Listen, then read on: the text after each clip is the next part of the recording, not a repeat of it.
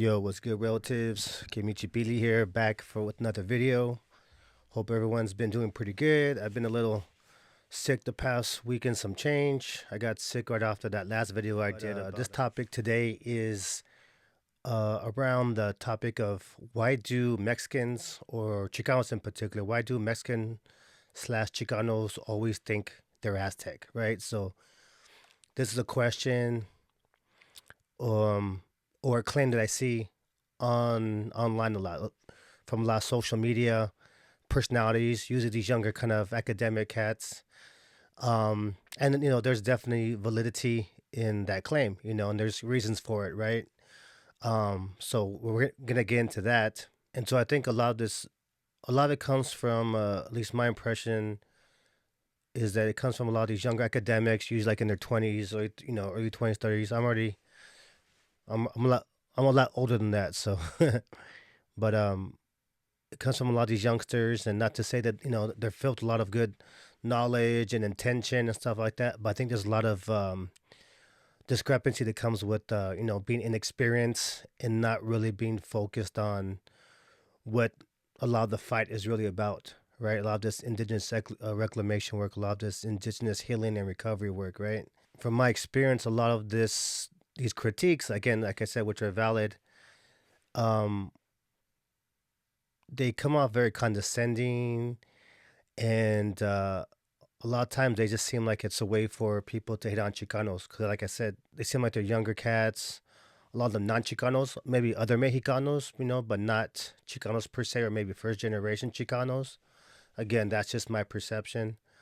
But again, I think a lot of it, it's harmful, and it's very misframed. A lot of information missing. A lot of social and historic context missing, which I think is very harmful, and doesn't, it's not of service to the fight and recovery for indigenous rights and indigenous people in general. Um, Mostly because it creates friction, and it kind of shames and ridicules people who are trying to recover their indigenous selves, namely Chicanos, right? And it reinforces a lot of the anti-Mexican sentiments um, set in place by Anglo colonization, right? Post-Mexican American War. So a lot of times these younger folks don't really know, or don't really realize how they might be constantly or unconsciously, partaking in some of that anti-Mexican, anti-Chicano sentiments under the guise of being indigenous activists or indigenous cultural activists or what have you. But just to acknowledge, I mean, there is validity in the that observation, right? A lot of Mexicans, a lot of Chicanos are very inclined to think, okay, that they're Aztec first. Again, that goes with there's no context of that, historical context. Also, they bring up the valid issue of invisibility, right? So the fact that if all Mexicans claim Aztec or Mayan, usually it's the claim is Aztec, right? That if Mexicans, Chicanos claim Aztec, that it erases other indigenous people and cultures of Mexico, of Mesoamerica, in this case, in this context, right? So, and that's valid. But like I said, too, there's constructive ways to go about it. So, yeah, we're going to just go through a quick overview to clarify and to diffuse and put to rest a lot of that, the social media misinformed shenanigans around this topic. It's also going to be a blog piece, too, so there'll be a written form of this blog information in the Six Sun Riders website in the next couple of days or so. So look for that as well. But again, my name is Mike Bravo, aka Kimichi Pili, Little Mouse Prince, aka Hayaki Sapichu. That's the Purepecha variant of my name, and I can go into it later as far as how I got that name and all that too. That's another good topic. But for those who don't know me, I run a Six Sun Riders website. It's been around since about 2012. I've been an activist here in the Southern California area, Chicano indigenous activist, but I've worked plenty with different nations and tribes locally in Southern California and abroad. Doing a lot of kind of militant education work, spiritual work, ceremonial work, ceremony protection work, local government endeavors, I've been through a lot of fronts and a lot of different parts of the battle. Been through lot of crap and a lot of experience. You know, learned a lot of stuff. I'm still learning a lot of stuff. So again, a lot of this page is just to help kind of clarify and however I can make people trying to recover their indigenous, their true face, if you will. Um, However, I can make that road a little easier and less annoying and less harmful than it has to be. So, with no further ado, why do Mexicans and Chicanos all think that they're Aztec? So to start, let's we're gonna just start with right now with a brief little reminder, and then we're gonna go back a little bit. But remember that Chicanos a lot when the Chicano movement was popping and doing its its initial thing back in the '60s and '70s. Chicanos were looking for a symbol of strength and pride to have pride in, right, and to connect us with our indigenous roots and identity, and to distinguish us from being Spanish or Anglo people, right? So, um, you know, being that the Aztec Mexica identity, culture, visuals, and symbolism is the most documented Native American nation. Period. I mean, it makes sense, right? And then given the a lot of the social context of lack of education and a lot of the timeline of the prominence of Aztec Mexica influence, not just in recent times. A lot of people cite um, the 1930s when in Mexico when post revolution they were trying to the country of Mexico was trying to create a brand a national identity, right? So people often cite the 1930s, which is accurate too, but I think it goes beyond that, right? It goes back to the whole Mexican, I'm sorry, the inclination to identify with the Aztec and its influence and how it happens. It goes way back before the 1930s, even to pre conquest times, and even like immediately post conquest, which I think set the trajectory for maybe why even the Mexican government in the 30s adopted it, possibly. Okay, so a lot of it centers around the Nahuatl language, right? Nahuatl, and okay, so we have to remember too the Aztec, the Mexica, they were dominating the whole Mesoamerican area for about 200 years before the Spanish arrived, right? So you also have to remember that. So yeah, you have this dynamic of dominance, right? So that means that dominating the Mesoamerican area, they had to people had to communicate with them, right? They had to be in diplomatic and trade with other peoples. So obviously, a lot of us could be well known within Mexico region already. And then when you add the fact that the Mexica, the Aztecs, were just one of many tribes that spoke of like Nahuatl language speaking tribes, right? There were like numerous other different nations and peoples that belong to the Nahuatl family.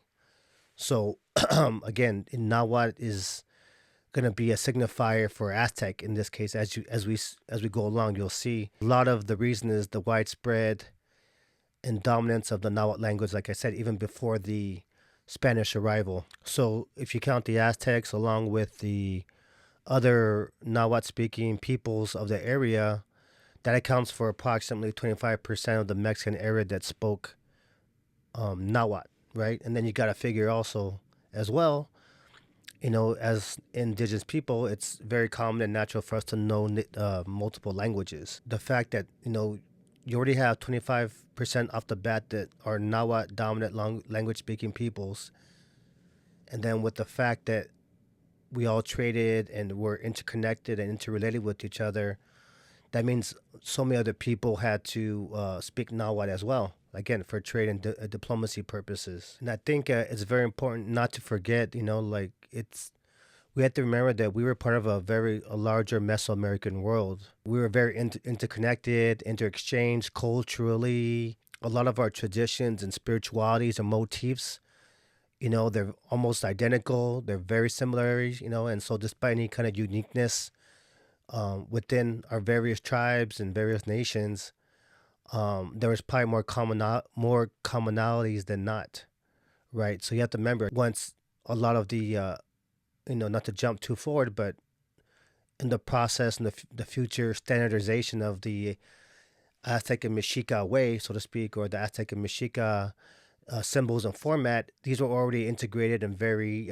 representative of the greater Mesoamerican cultures of the area. So with that, we have to understand Nahuatl already established pre-conquest as what they call a lingua franca, right? So like a very dominant language of communication for diplomacy and communication purposes, similar to how I guess English is or Spanish might be in many other international political um, context, right? Diplomacy context, right? And there's maybe a handful of other languages as well, but you get the idea, right? There's just languages that people tend to gravitate towards too that can kind of help facilitate the communication between large groups and nations of people. So moving on to post-conquest, right? The Spanish came, the Tenochtitlan is toppled, and you have to remember also the the Mexica, right? The Nahuatl language. It was also referred to as Mexica Tlatoli, right? The Mexican language, right? To use English terms. And so when the Spanish conquered, they used, being that Mexica had the most sway and power over the bulk of the Mexican area, they used their knowledge, obviously the Mexican language, quote unquote, the Mexica language, the Aztec language, and a lot of their social templates and formats to, I guess, consolidate or homogenize the process for conversion. For religious conversion, obviously, as well as just being very familiar with the political structures and social templates, which I'm sure didn't differ from a lot of other Mesoamerica for the most part in too many ways. And they use that as a template and the language of Nahuatl and the templates of the Mexica as a template to, again, I guess, consolidate and make it easier to evangelize and communicate and keep records. That way, it wasn't all discombobulated or confused and what have you, right? It was consolidated, using what they knew of the Mexica and Nahuatl language and formats. So that's another way that the Mexica, that like I said, via Nahuatl mostly, but that the Mexica, Aztec, the Mexican way or the Mexican identity, I guess you can say, started to get even more cemented than it already was into the broader yet to become New Spain and then Mexico psyche of the people, right? Because this is already when they used the language and these Mexica template formats, social templates and formats, they use that and put that onto other tribes that they encounter to expedite the process of conversion and all that. You figure too, hundreds. This is what in the 1500s, right? That it started. Tenochtitlan. Tenochtitlan got conquered what 1524 around that time. So you figure, okay, fast forward to the 1930s. That's like about 400 years. 400 years of this